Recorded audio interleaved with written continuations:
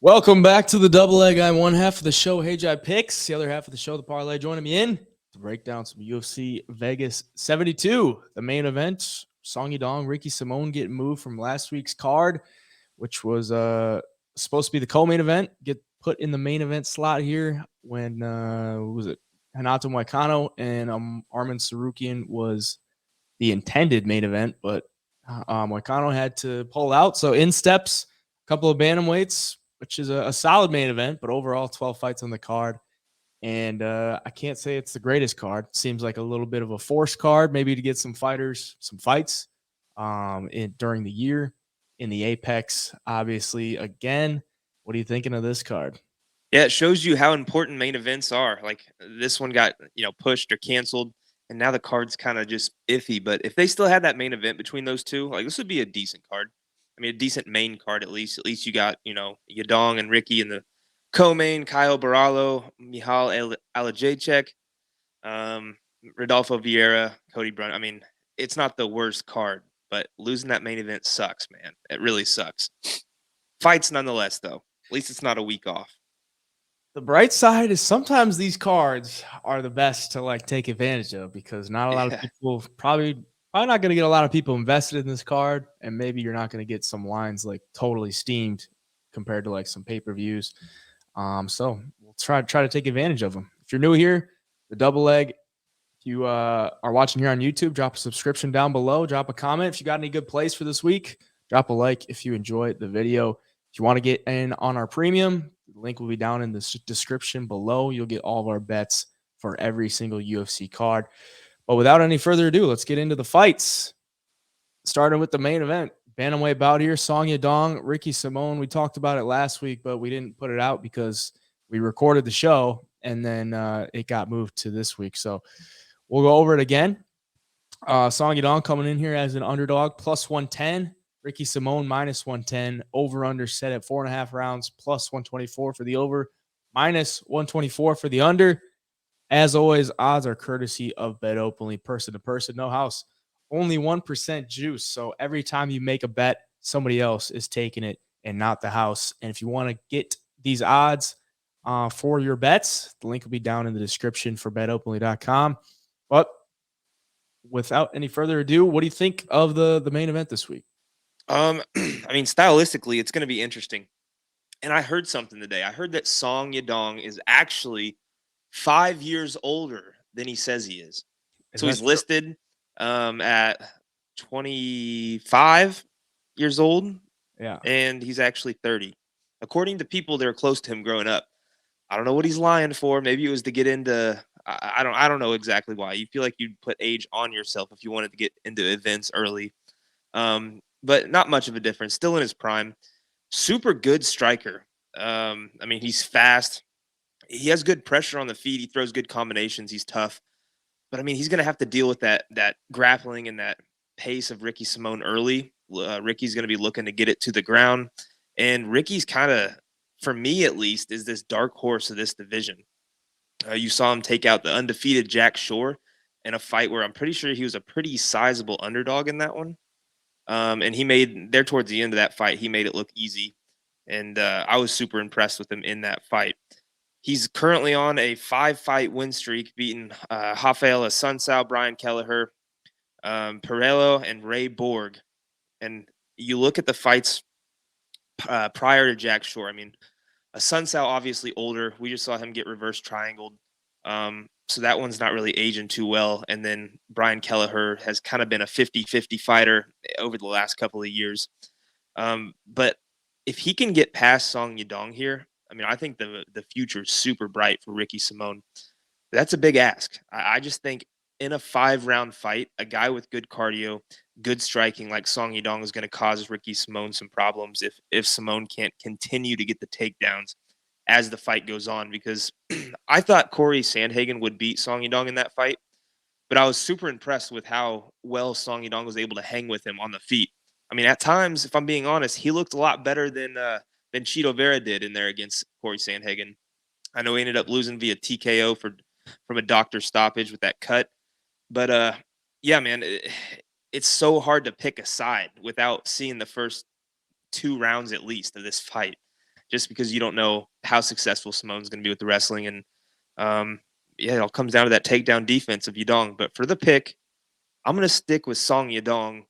I think the experience over good fighters like Corey Sandhagen's going to take him far here. I mean, he's beaten Marlon Moraes, Julio Arce, Casey Kinney, fought Kyler Phillips, Cheeto Vera. He's got a win over Cheeto Vera. Cody Stamen. I mean, the list goes on, man. He's fought some good fighters compared to Ricky Simone. So I'm going to stay on the side of Song Yadong for the pick. Betting wise, it's going to be one of those things. I gotta wait and see what the line does as the week goes on. Well, if he is 25, he has fought a ton of people for being 25. I mean, like you just said, a bunch of big names in the bantamweight division. He's getting another one here, Ricky Simone, who is an absolute dog. Like, he came into the UFC and won 3 fights in a row, Merab, Montel, Ronnie Yaya, and then lost 2, and then ever since he's won 5 in a row. So, I mean, he had a little losing streak there of 2 against 2 of the top of the division, and then came back against guys below him, got some wins, and then just took out the undefeated Jack Shore. So it seems like he's got a lot of momentum coming into this one. Song Yadong kind of wanting to right the ship after the loss to Corey Sandhagen. Nothing you can hang your head about there. I think he's definitely close to a title shot in the future. Corey Sandhagen, that is. So if this fight's on the feet, I think it's Song Yadong all day. But then again, we've seen Ricky Simone like crack some guys on the feet. He's not as technical, I would say, as Song Yadong, but if he hits you with that right hand, he can do some damage. He can knock you down. Song Yadong a little bit crisper, a little bit more fluid with his mobility, at least in my opinion. And I think that's probably going to be the difference. I mean, we've seen all these fights where one guy's shooting a takedown, one guy wants to strike, and it seems like they're rewarding the striking a little bit more than the takedowns. But as we saw last week, if you can get them down and hold them down like Mo Usman did, then if they just can't get anything off, so they have to give you the round. But I don't think Song Yadong is going to be very easy to hold down. I mean, we're talking bantamweights here, and for Ricky Simone to chain wrestle for 5 rounds is like Merab Dvalishvili level. So, I mean, Yeah. he does have a win over Merab Dvalishvili, but I don't think he's on that level, at least cardio-wise or chain wrestling-wise, as Merab. Maybe he does. Maybe he does do that, but I think the value, at least for the dog, is on the dog. I mean, Song was plus 130 last week when we talked about it. Now he's plus 110, so he's getting a little bit more money on him as the week passed, but I could still see it. I mean, plus 110 on Song Yadong, he's been tested against the top of the division. He's probably going to have a striking edge, and he's got really good wrestling as well. I mean, he's got some solid takedown defense, 71%. The only guy that's really been able to exploit that in the past, 2 or 3 years was Kyler Phillips. Got him down 3 times. That's a fight that he lost, 3-round fight. But other than that, I mean, he's been able to fight the likes of like Casey Kenny, who's another solid guy in the division. Won against Julio Arce and knocked out Marlon Moraes. So, I mean, I look back and watch that Corey Sandhagen fight. Like that first round with Corey, he was clipping him a couple times. And if he clips Simone like that a couple times in the first or second round, it might be a game changer as far as the fight goes on. So I'll take Song for the pick. But honestly, I think it's probably pretty properly priced. It's probably around a pick 'em. You're getting slight plus money on Song. But got anything else on the main? Just that, I saw a stat the other day that fighters that open as the underdog and flip to the favorite by the time the fight starts are winning at like a 65% clip. And I kind of see that trend happening here where Song, like you said, was plus 130 the other day. He's plus 110 now. Not going to be surprised if he's minus 110, minus 120 by the time the fight rolls around. So maybe that's something to keep in mind too. If you're into the whole stat thing while betting, yeah, that's about all I got, man. It should be a good fight if I'm being honest. Yeah, I'm looking forward to it actually. Middleweight bout here for the co-main event, Borralho and Oleksiejczuk plus 315 for Michal, minus 315 for Caio. Over under 2.5 rounds, plus 151 for the over, minus 151 for the under. Borralho coming in here 5-0 in his last 5. Brazilian fighter fighting the Polish guy here. Michal coming off of a big win over Cody Brundage in the knockout win, and then a big win against Sam Alvey. And that was Sam Alvey's retirement fight. But who do you like here? This is another one where it's like with Borralho, I feel like we haven't seen enough of him on the feet to know what it's going to be like if someone goes out there and stuffs all his takedowns and he's forced to just strike with a guy, or at least a guy at this level as Oleksiejczuk. I mean, against Armin Petrosian, he was able to get him down 4 times. He was outstruck 31-12 in that fight. But with those takedowns, man, he's such a beast on the ground that he steals minutes. If this thing takes place on the mat, I don't think Oleksiejczuk is terrible off his back, like as far as getting back to the feet or reversing position, because we saw him do it against Brundage. But I mean, I feel like Borralho is a different animal than guys like Cody Brundage. And on the feet, though, if Oleksiejczuk can keep it there, he's shown to be really aggressive and super accurate with his striking. I've been super impressed with him. I know he's landing significant strikes at 50%, and he's landing almost 5 per minute. So, he's throwing nearly 10 significant strikes a minute, which is good. He's getting hit with 4, so the striking differential's right in line. It's nothing, bad on his side at all. The takedown defense is what kind of concerns me with Oleksiejczuk. It's at 42%. I want to see it a little bit higher against a guy like Borralho, who is just relentless. He's strong, aggressive with the takedowns, and that's where he's looking to get this fight. I am going to lean with the favorite as the pick, who I think should win. But I mean, laying the chalk on a minus 300 fighter against a dangerous guy like Michal Oleksiejczuk is just too risky for me. I think Caio should win the fight, but will not in any way, shape, or form be surprised if you see Oleksiejczuk make this thing close and dirty. Yeah, I like what I've seen from Borralho in his few UFC fights. He seems very smart and very technical in the way that he fights. I mean, he kind of bounces. He's light on his feet when he's on the feet. A southpaw, throws a lot of kicks, tries to keep range, and then once he can find his opening, he'll get the takedowns, and he's fairly accurate at it, 75% takedown accuracy. So that's pretty high for a grappler that wants to get it to the ground and shoots pretty often. So, I mean, once he gets you to the ground, you're not going many places. He's going to keep you there. He's going to fish for submissions, but he's not going to put himself into many positions where he could lose a position. He's not going to force a submission. He'll rack up that ground control time. And the one thing that I saw in the Muradov fight is he was kind of forcing the issue a little bit more, and he would lose position. So I'm kind of thinking as he goes up in the level of competition, like maybe he can't just, hold guys down, and maybe the grappling level is getting a little bit better as he climbs the ranks. But Michal Oleksiejczuk doesn't present many problems as far as on the ground. The real problem is going to be that left hand. And for Michal, sitting at plus 315, it's pretty tempting because that left hand could put out like most people. And if he pressures Caio and clips him, that plus 315 is going to be looking pretty good. But like you said, I mean, if he can get it to the ground, he probably just racks up control time, maybe even gets a submission. But the one bright spot we saw in the Cody Brundage fight is Michal got taken down by Cody and then reversed the position and hammered him with a couple hammer fists and put him out. So maybe there's a lot of improvements there that we can go off of. Honestly, I hate the price on Caio at minus 315. I absolutely hate it. And that's coming from a guy that likes what he's done in the UFC. I just fear that left hand of Michal.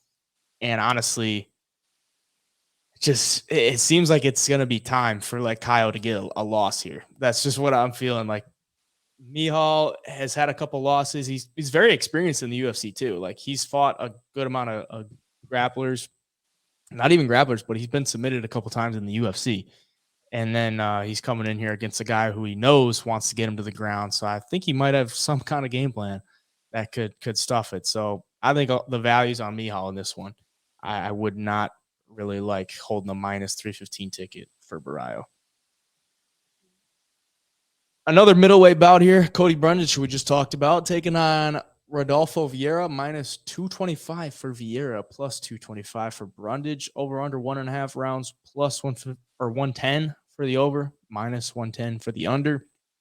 A lot of that has to do with the aggression from Cody Brundage. And we've seen, or we just talked about in the last fight, he got taken out by the ground and pound from Michal, and then got a knockout win in the first round against Tresean Gore and a guillotine win in the first round against Dolce Lungiambula. So, I mean, he's going to go for the finish anytime he's in there. Most of his fights end in the first round. But I got to say, like, he took a bunch of shots from Dolce in that fight that he got the guillotine win, was nearly out, and then just a Hail Mary guillotine and got it. And then knocks out Tresean Gore in a terrible fight for Tresean Gore. Like, that was not a good look there. And then a loss. So I don't know. I mean, plus 225 is tempting for a guy that's going to go for a finish, and against Rodolfo Viera, who doesn't have the greatest stand up. He wants to shoot those takedowns. He's got great jiu-jitsu, obviously. If you know anything about Rodolfo Viera, great jiu-jitsu, but in all actuality, fight's probably going to hit the ground, and Viera is going to have the better ground game, I would assume.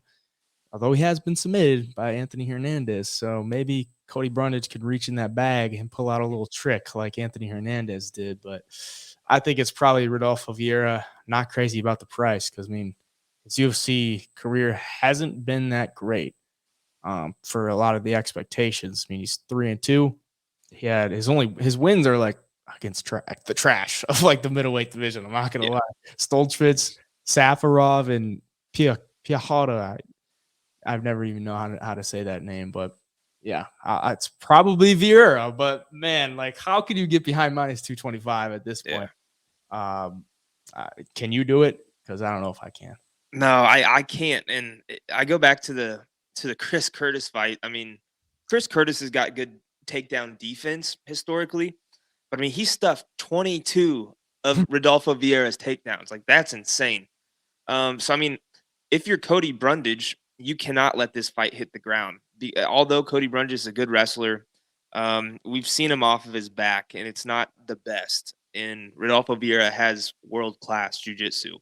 So I think if it does go to the ground, man, this is Viera all day long. I think he could even find the submission. But if he doesn't, I mean, Cody Brundage isn't like the most solid striker you're ever going to meet out there, but he does hold power, and he can find the chin. And I don't trust Rodolfo Viera striking in the least bit. So yeah, that's what, if you're betting on this fight, you're betting on Brundage to keep it on the feet and, just land some big shots. And if you're on Viera at minus 200 something, that's kind of sketchy because you're banking on him getting it to the ground after he just got 22 takedowns stuffed by Chris Curtis. So yeah, this price, man, I can't put it on Viera at that price at all. And at the same time, it's like, it could be one of those fights where you take the underdog here and it ends in the first round via submission real quick. So from a betting standpoint, I'm probably laying off. And for my pick, though, I'm gonna throw a little wild card out here. I'm gonna say Cody Brundage gets it done for the pick. Not confident at all. Not gonna have any money on this fight. But I think Cody Brundage could find that big shot early. So you're saying, I mean, both guys averaged over 3 takedowns. Like, both guys want to get to the ground. You're saying Cody's gonna just stand and strike with him? I think he has to, because I mean, he has to too, but like, that's not really what he does. So yeah, no, I know, but I mean, he's gonna have a little bit of confidence knocking out Tresean Gore. So he's gonna know that he holds some power, and maybe that knockout over Gore is just enough to think, man, if I can keep this fight on the feet, I should be way better than Viera here. So let's just try that and use that wrestling to keep it on the feet. If you get a takedown, get on top, maybe do some ground and pound. Just don't play around in Viera's guard at all, because he's dangerous from everywhere down there. Watch this just being a striking affair. Neither guy shoots. Yeah. Featherweight bout, Julian Erosa and Fernando Padilla. Look at that picture of Fernando. Gotta love Fade. plus Automatic fade. plus 140 on Padilla, minus 140 for Erosa. Over under 2.5 rounds, plus 147 for the over, minus 147 for the under. Julian Erosa coming in here off the knockout loss. Padilla making his UFC debut. You taking the debuter or not?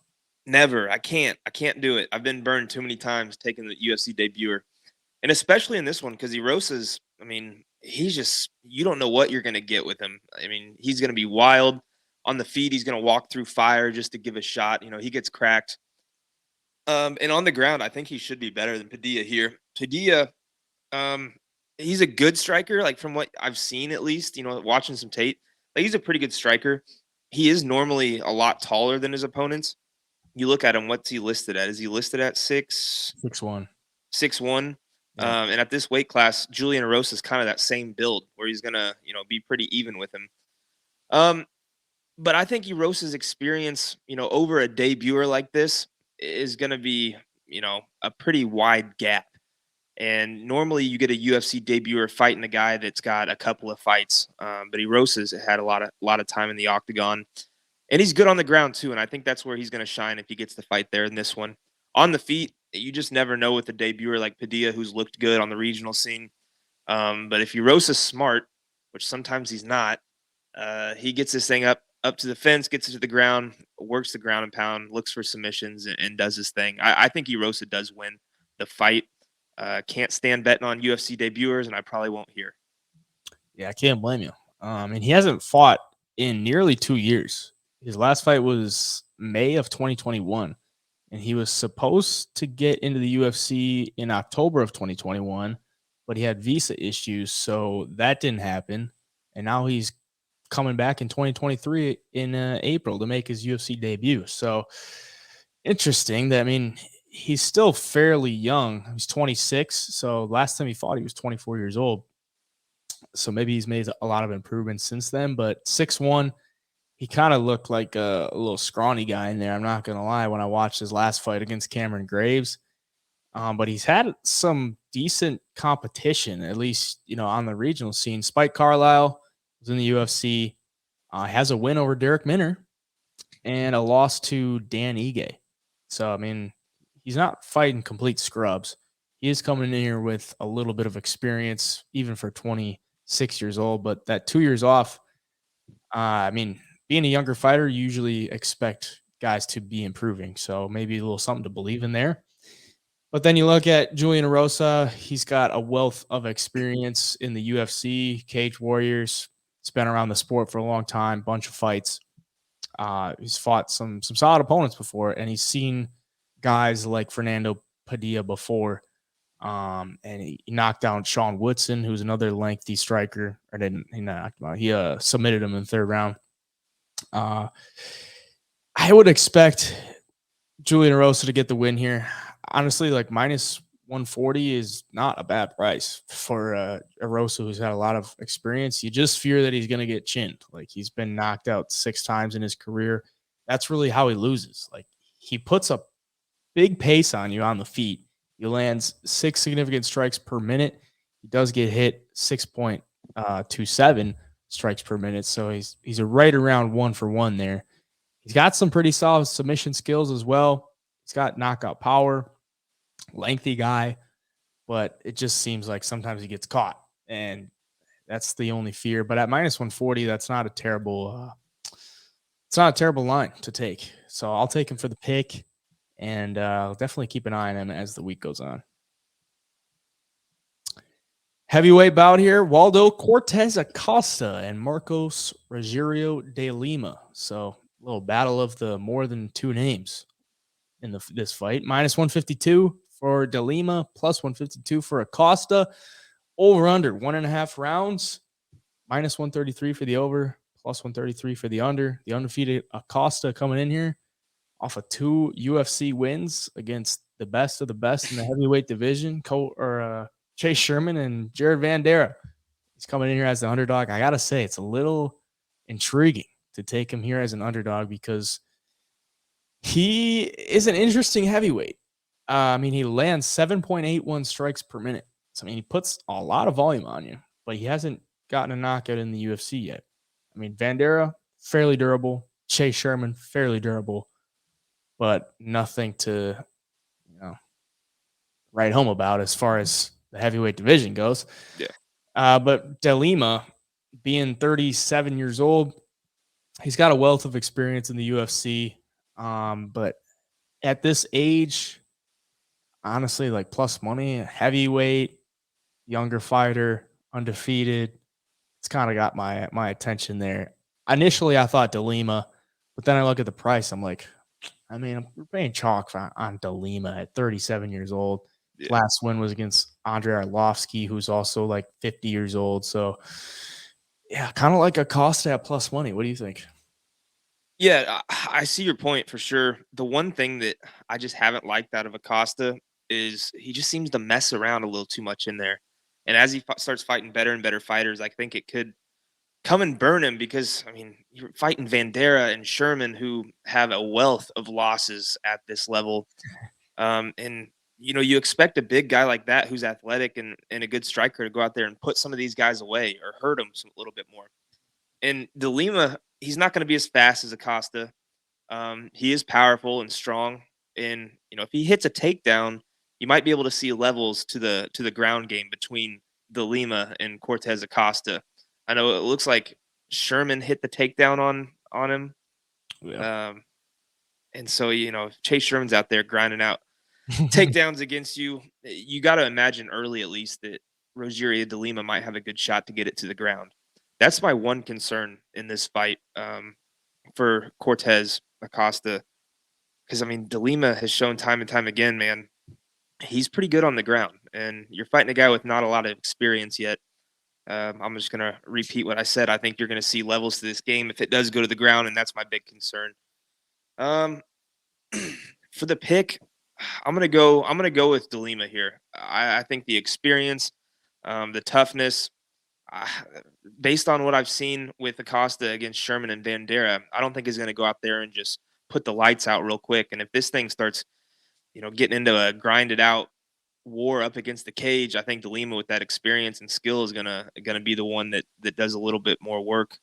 And again, he gets it to the ground. I think we're gonna see some levels here. So I'm gonna stick with De Lima for the pick. Don't know if I would lay the chalk on him on the betting side of things here, though. Yeah, this will be his 30th career fight, and he's only been knocked out once in his entire career, fighting at heavyweight. So, pretty durable dude. And Acosta, almost half of his fights have gone to decision. So maybe a little sprinkle on that over. It's a little dicey little play there. But De Lima is a potent finisher himself. So he's pretty fast too. I mean, for 6'1", he might have a little bit of a speed advantage. I'm watching the tape. Those hands are pretty fast, and he goes for it for sure. If it hits the ground, could definitely get interesting. Another heavyweight fight here, Martin Buday and Jake Collier, -110 for Collier, +110 for Martin Buday.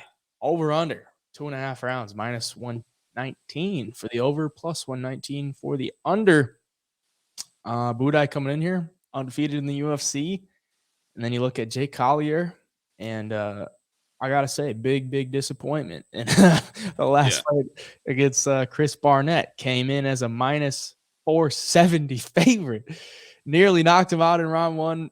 And then Chris Barnett comes back in round two and puts a flurry on him, gets him to the ground, mounts him, puts another flurry on him, and gets the win. So big dog coming through there for Chris Barnett, and a big disappointment for Jake Collier. And it's just been ups and downs for Jake Collier. I mean, he came into the UFC as a middleweight, 185, and he is every bit of 265 now.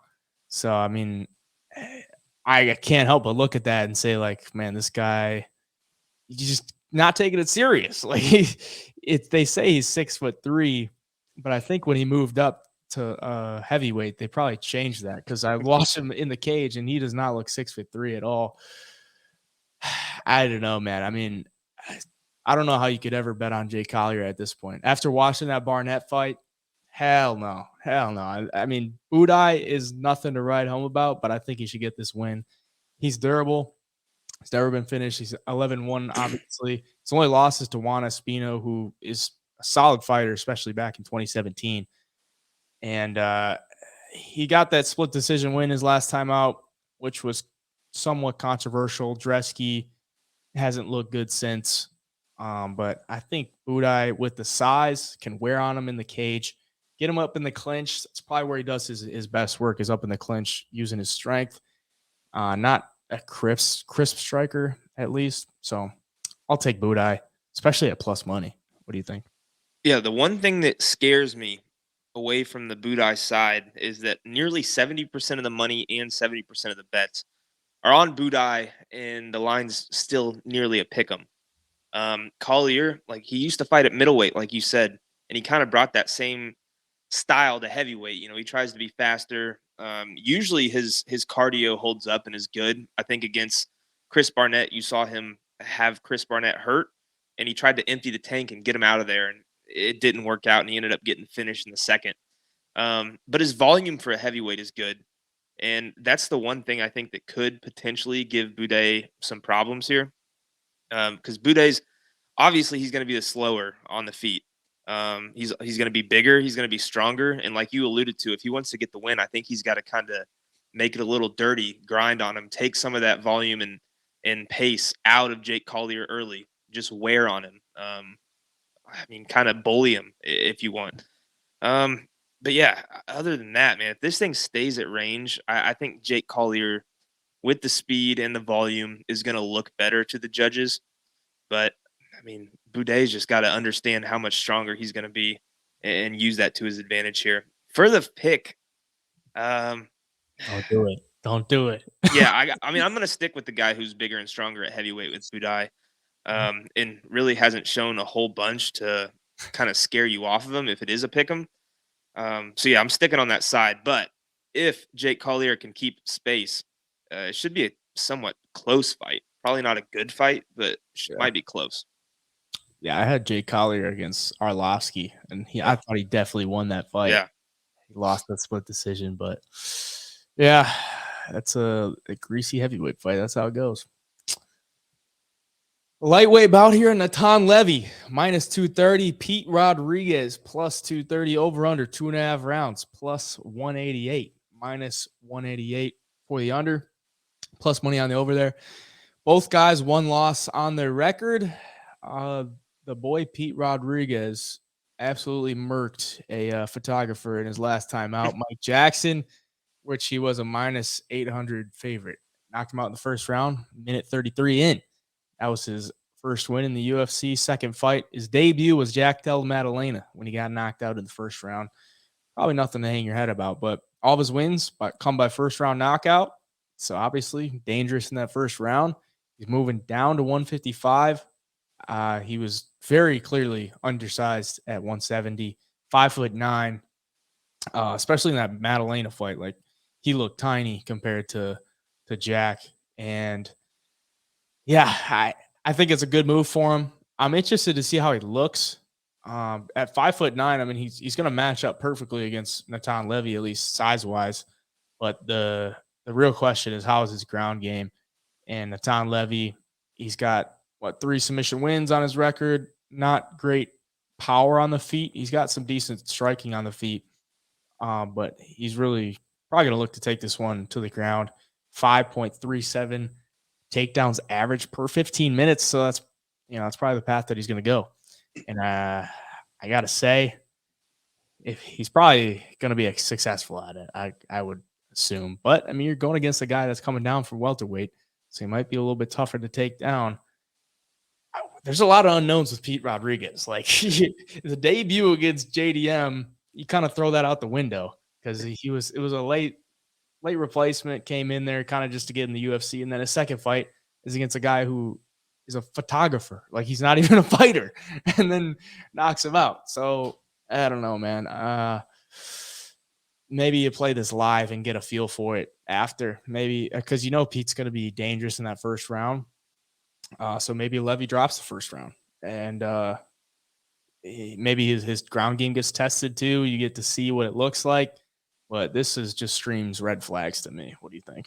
Yeah, no, if you're on the Pete Rodriguez side, I think a first round KO is extremely live because he's moving down. He's a powerful guy, but we haven't seen anything past like 3.5, 4 minutes of him inside the UFC. I mean, he's either getting finished in the first or finishing guys in the first. So you're kind of guessing if you're taking anything after that first round on Pete Rodriguez's side, and Levy's going to hit takedowns, and that's going to be the game plan here. I think if Levy has learned anything from that Jack Della Maddalena fight, it's that you got to get the jab going and keep this guy off you because Jack D was, I mean, he was touching him up with that jab bad. You could see the damage pretty early on. But yeah, man, Pete Rodriguez moving down is super interesting because he at 5'9" was smaller for a welterweight.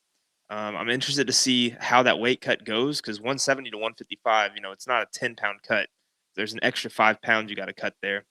And maybe it helps him. Maybe he's more powerful at 155, or maybe some of that weight cut kind of zaps some of his power and energy. So, yeah, like you said, a lot of red flags, a lot of unknowns.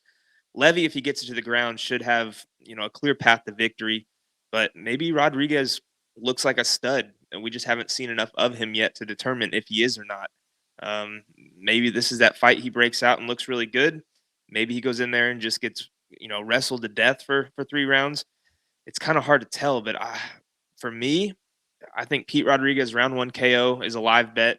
And I think round 2 or 3 Levy submission would be a live bet too.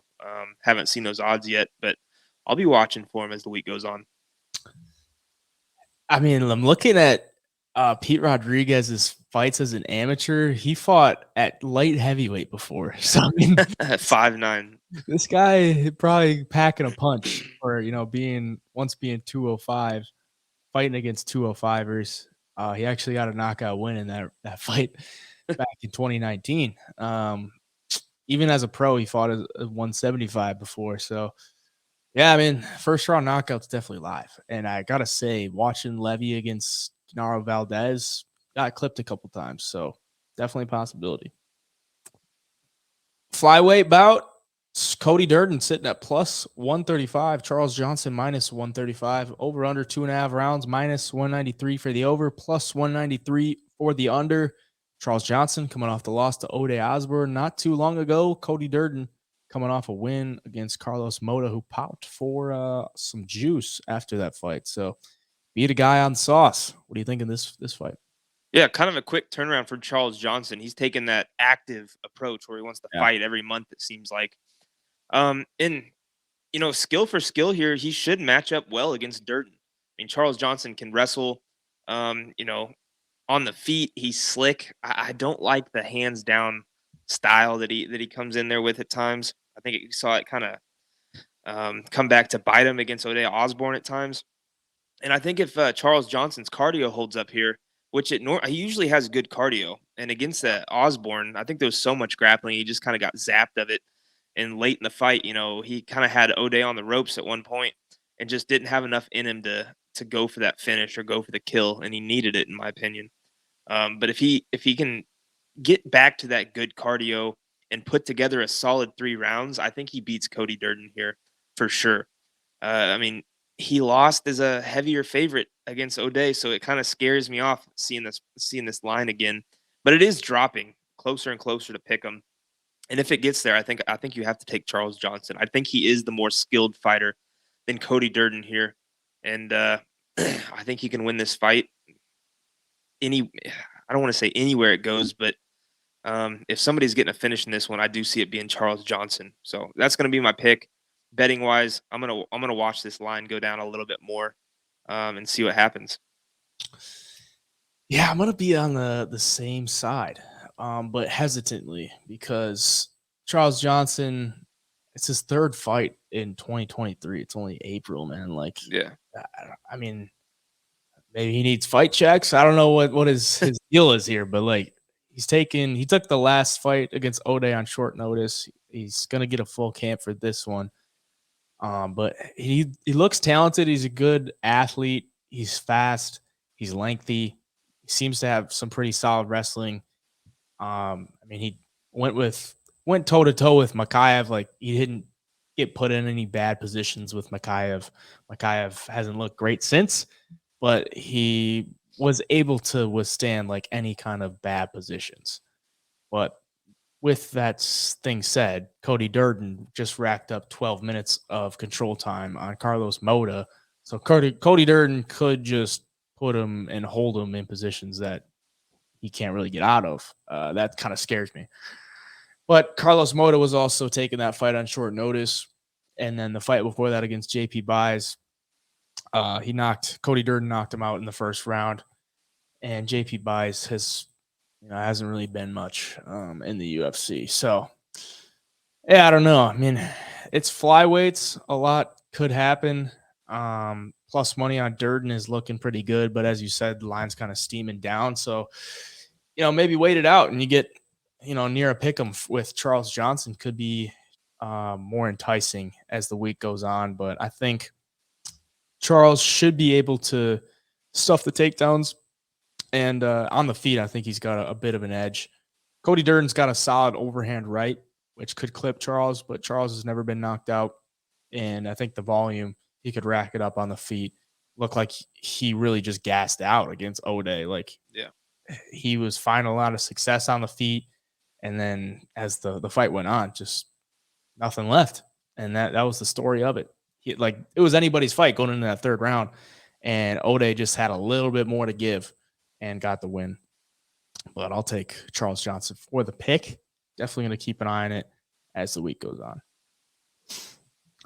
Welterweight bout here. No lines are out because Josh Quinlan was supposed to fight Angelosa, but in steps Trey Waters, 7-1. His only loss is on Contender Series to Ismail Bonfim, who was put on quite the performance in his debut. Josh Quinlan put on quite the performance in his debut last year against Jason Witt, knocked him out in the first round. But we were talking about this earlier before the show started. Trey Waters just fought for the LFA vacant welterweight championship back on April 14th. So it's going to have about 2 weeks in between since his last fight. And this one is scheduled to be at 170. That's his normal weight. He's 6'5". So that might be a little tough for him. I don't know how much he usually cuts, but he's not going to have a lot of time to cut that weight. Being a bigger guy, I would expect that's probably a tough cut. 6'5", 170. What do you think of this one? Because, I mean, there's no lines out. So you can't really get a clear read. Maybe guess the line. What do you think? Yeah. For Trey, being 10 days removed or whatever it is from your last fight and having to make the weight cut again, and then standing there against Josh Quinlan, who we've seen just put dudes out with some serious, serious power. It concerns me for his chin. You're going to dehydrate yourself again to try to make weight. I mean, the dude's 6'5", so it's not like he's not cutting any weight and just getting off the couch and getting in there. So you deplete yourself and you leave your chin a little dehydrated. A guy like Josh Quinlan can shut the lights off on anybody. So that's what concerns me. Another thing that concerns me about being confident really in either side is these guys are both green still. I mean, they haven't had a whole lot of experience at the higher level. Quinlan, 2 fights in the Contender Series, one fight in the Contender Series and the other one against Jason Witt. Which if you're not knocking out Jason Witt at this point, there's something wrong here. But yeah, for Trey Waters, it wasn't a bad loss to Gabriel Bonfim because the Bonfim brothers might be the next best thing in the UFC, or at least, they're kind of trending that way. So nothing to hang your hat about there. But man, it all comes down to what's his chin going to be like when he gets hit against a big, powerful guy like Quinlan, who will find that chin one way or the other. Because this fight's going to play out on the feet. It is. So, yeah, man, I got to go with Quinlan here, and I'm going to be excited to see what that knockout prop is like closer to fight time. Yeah, I got to agree with the read. I mean, a knockout by Quinlan is absolutely live because he's finished all of his fights, 4 by knockout, 2 by submission. And the dude, he just kind of waits for the right time and then explodes. And against Trey Waters, when I was watching his fight, like, But for being 6'5", he was fairly hittable. And then in the Bonfim fight, like they were throwing hard, and it seemed like a matter of time before one guy was going to clip the other. And then Bonfim gets the takedown and the submission. So Trey Waters, being lengthy, he has a good amount of submissions. He got 3 submissions on his record, but you got a guillotine, a rear naked, and another guillotine. So they're more so like defensive submissions, and that's how he got submitted against Bonfim. He was going for a guillotine and then got Von Blued. So I don't expect him to like shoot takedowns here. And if it's on the feet, yeah, like you said, like I don't like him having fought 2 weeks ago. Yeah. He knocked him out in the second round, but it wasn't like a clean fight. I watched it and he got hit as well. Dehydrating himself again to make the weight. We'll see what he looks like or if he can even make the weight. But if he's taking the fight, apparently he's going to. Maybe it gets moved to a catch weight. It says 170 on Tapology. So, I mean, that's what it says. Maybe that gets moved to 180. We'll see. But I'll take Quinlan for the pick. I would expect him to be a favorite considering the circumstances as well. Bantamweight bout here. Stephanie Egger minus 280 and the newcomer Irina Alekseeva. They call her the Russian Ronda. So she's taking a page out of Ronda Rousey's book. The Russian Ronda, Irina Alekseeva, 4-1, comes in at plus 280. Egger minus 280. Over under 2.5 rounds, minus 138 for the over, plus 138 for the under. Who do you like in this one? Man, these are the exact fights you do not bet on because, for one, it's WMMA. For two, I mean, a UFC debuter in women's MMA against Stephanie Egger, who should get the win. I mean, she's not a bad fighter by any means, but it's just you never know in this side of the sport. And I saw online today, they call her Russian Ronda, and I saw multiple people tweeting about it and making videos about it that they call her that because she has one first-round armbar win on her career. And then from that point, they started calling her Russian Ronda, which is crazy. A coach probably said that, and it stuck, and now she's full of herself and goes by that for her nickname. But I do believe Egger is good enough to where this girl's going to have to be really high level for being outside of the UFC to come in here and take her down and do her thing. I think Edgar is good enough. With the grappling and the wrestling is good. She gets takedowns. She's good on top with the control. So yeah, I understand why she's minus 300. I wouldn't touch it. If it was the last thing I could ever place money on, it wouldn't be Stephanie Egger or anything in this fight. So I do think Egger probably wins unless Russian Ronda is legit, which I got some questions about. So sticking with Egger for the pick. Yeah, I don't mind this Stephanie Egger. I think she's decent, but like you said, it's women's MMA, and you got to tread lightly on the chalky women's MMA. Considering Alekseeva, she had fought in Bellator. She's got one win in Bellator, and then she's coming over here. So I don't know. Maybe it's just kind of a weird fight for Egger too. I mean, she's got 5 fights in the UFC. She's 3-2. Her only losses are to Tracy Cortez, who's not a flyweight, and Maida Bueno Silva, which was that controversial armbar tap. Yeah. But she's got good judo. She's got good jiu-jitsu when it's on the ground. I would expect her to go to that in this fight. I watch Alekseeva, and she kind of fights pretty wild. She's going to push the pace on you. She'll mix in some takedowns. She's going to throw a little bit wild. And I don't know. I think that's kind of where the judo comes in. Like if you just attack Egger, she's going to clinch you and just throw you. Like that's what she does to everybody. If she gets you in the clinch, she's going to throw you. That's where she's best. And I think she'll be able to do that in this fight. Minus 300. That's not saying anything crazy, but yeah, tread lightly.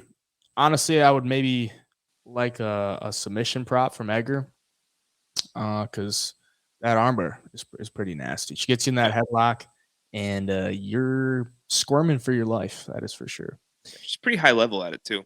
I mean, when you watch her. So yeah, she is. Bantamweight bout. Brian Kelleher minus 130 for Kelleher, plus 130 for Journey Newson. Over under 2.5 rounds, minus 142 for the over, plus 142 for the under. Who do you like in this one? I mean, the man Boom Kelleher has had a couple of tough fights, man. Umar Nurmagomedov and Mario Batista coming in here as a slight favorite against Newson. You like him in this one? I mean, you look at Kelleher, like you said, Batista and Umar, first round submission losses. I don't think Journey Newson's going to come in here and submit him in the first round. Newson, he's got decent kicks and he uses it pretty good to kind of keep guys from shooting takedowns, and hasn't really, I guess you look at his record, it hasn't really worked all that good. Sergey Morozov was able to just kind of ragdoll him. He does have a win over Fernie Garcia, but that's his only UFC win. And a guy like Kelleher has loads of experience. He's kind of been up and down his whole career. You look at his record, it's win-loss, win-win, loss. But he's fought really, really good guys. I don't think Journey Newson's going to be anything that Kelleher hasn't seen in the UFC. I think if Kelleher's smart, he grinds it out. He gets him up against the cage, works some takedowns, because Kelleher is pretty good on top, and he's aggressive too. He's got good elbows, good ground and pound. I think this could be one of those fights where he just does that for 3 rounds, 30-27, gets the win. But I mean, Newson's tough. He's motivated. I just don't see a clear path for him to go in there and just take this fight over by any means. I think it is Kelleher getting the win. I actually like watching Kelleher fight. I don't know what it is. He brings the energy. He brings it every time. He's going to fight for your money. Don't think I'm going to lay a big price on him, but I think he does get the win here. Yeah, I liked what I saw from Journey Newson against Fernie Garcia with the kicks and just staying at distance, a lot of side kicks, doing some good work there after taking like a year and a half off, and then fought Sergey Morozov at the end of the year. And Morozov is a solid fighter, but he just kind of dominated that fight and wrestled him. And then look at Brian Kelleher. Like, you look at the stats, Brian Kelleher likes to take it to the ground. And he will probably do that in this fight. And he's been going up against a couple of insane grapplers in Mario Batista and Umar Nurmagomedov. So, yeah, I mean, he's been tested by a lot of guys. His losses are really to the top of the division, like Batista, Nurmagomedov, Simone, Stamen, Jackson, John Lineker, Chito Vera. Those are his UFC losses. Like, the guy has been around for a while. He's been tested. Like you said, it's nothing. Newson's not going to throw anything at him that he hasn't seen. Minus 130, I'm kind of loving it. But then I'm looking at, like, Brian Kelleher. He's also 36. Maybe he's, taking a step back and, just taking fights to get paid and sailing off into the sunset. But I think he should get the win here either way. Like, just going from Batista and Nurmagomedov, and then you're gonna fight Journey Newson. I think you should get the win. Yeah, minus 130, very playable price. So I like it. Bantamweight bout here. Haley Cowan, is she finally gonna get a fight? She's had 2 fight cancellations, and she's been waiting on her debut. She comes in here as an underdog, plus 130 against Jamie Lynn Horth, minus 130 for her. Over under 2.5 rounds, minus 179 for the over, plus 179 for the under. The undefeated Canadian coming in against Cowan, who's 7-2. What are you thinking in this one? Yeah, finally going to see Haley Cowan, maybe. And, we know she's athletic. Seeing her on Dana White's Contender Series, she's going to want to grapple. She's going to want to wrestle. In that, I guess she only had 1 takedown against her opponent on Dana White's Contender Series, but she's pretty strong, I feel like, for this division and size. Jamie Lynn Horth, it's kind of, undefeated record. You look at who she's beaten. She's beaten girls that are 2-1, 0-0, 3-2, 3-1. She's not really fighting anybody, name-worthy, record-worthy, any of the above. But she does have, I think, 100% finish rate, if I'm not being mistaken. Submissions, knockouts. Yeah, it looks like she's finished all 5 of her professional wins. So she's going to bring the aggression. She's going to look for the finishes. But if Cowan can just get her up against the cage, wrestle her, wear on her, I think she's got a path to victory there. But again, man, Haven't seen hardly anything out of either of these girls. It's so hard to get a read on these type of fights. Um, UFC debuters, though, I know it's technically both of their UFC debut, but at least we've seen Cowan on Dana White's Contender Series in a close fight. We know she can go all three. Yeah, it's kind of hard to tell, but I'm going to go based off the finishing rate of Jamie Lynn Horth because you at least know she's going to go and try to fight for your money, and she's going to try to end the fight inside the distance. So for the pick, I'm going to take Horth, but I still just haven't seen enough to be super confident either way. Yeah, I was watching Horth today, and it's 100% finish rate. It looks like she's dominating these fights, but like you said, she's not really fighting anybody name worthy. But then you look at her in amateur fights, and she's fought Lupita Godinez twice, and she's won both of those fights. But Lupita Godinez is now a 115er, and this fight is at 135. So how much can you take that into account?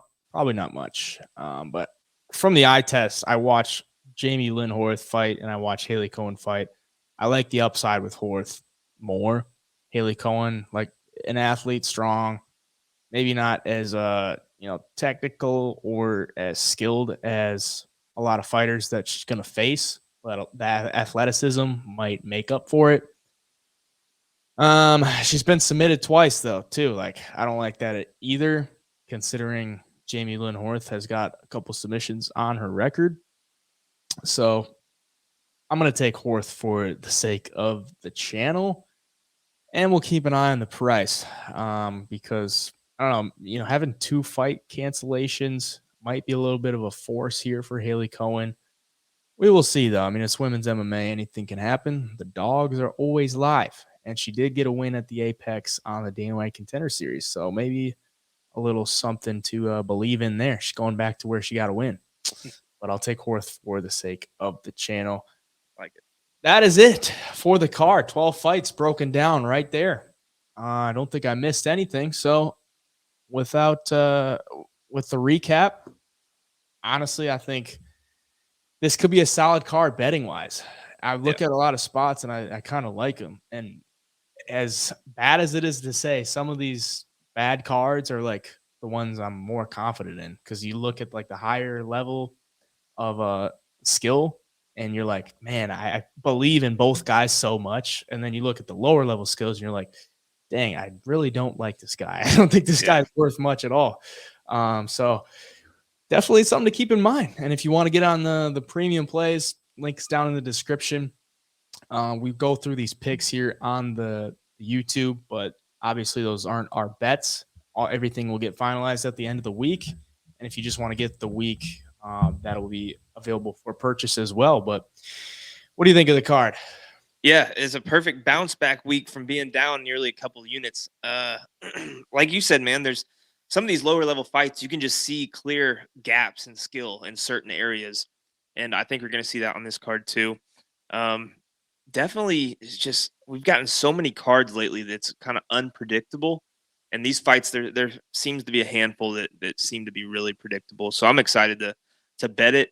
I'm excited for that main event with Yadong and Ricky Simone. I think it's going to be high level. It's going to be good. And then we get led right into UFC 288, right? Yeah. So a lot of excitement in the UFC coming up. But this card, man, I got a good feeling about it. Let's make some money. If you want to get into the premium Discord, it's been live the last couple of days. People giving out their picks, people talking fights. It's been a lot of fun. So that's another plus of our premium membership. It's not just our bets. You're getting money splits. You're getting data, statistics, our opinions on fights. You're getting a whole lot for your money there. So I feel a good week coming, though, on the betting side. You want to stay up to date with that, at the Double Egg on all the social medias, and you can look for any announcements there at HeyJai Picks on the medias. For me, where can they find you? TikTok at The Parlay, Instagram and Twitter, The Parlay_media, and on YouTube, The Parlay MMA. All right, next time we see you, we'll be recapping some UFC Vegas 72. Till then, the Double Egg.